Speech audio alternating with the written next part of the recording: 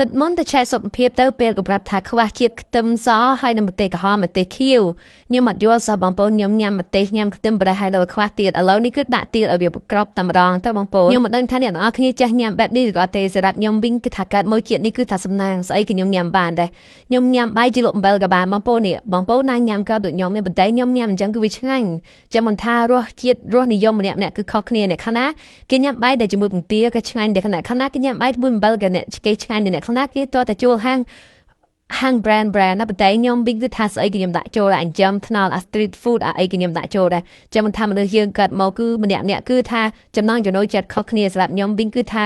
ចូលចិត្តញ៉ាំម្ទេសហើយចូលចិត្តញ៉ាំខ្ទឹមហើយនៅតែឆែកសុខភាពទៅពេលតែខ្វះទៀតឥឡូវនេះគឺញ៉ាំបង្ក្រប់តែម្ដងទៅមិនដឹងថាលើមិនដឹងតែខ្វះទៀតលើនេះហើយទៅក្រោយនឹងត្រូវឆែកសុខភាពទៀតអញ្ចឹងបន្ទាប់ពីញ៉ាំនេះសង្ឃឹមថាវាក្របម្ទេសក្របខ្ទឹមក្របប៊ីចេងក្របស្ករទាំងអស់វិញខ្វះហើយ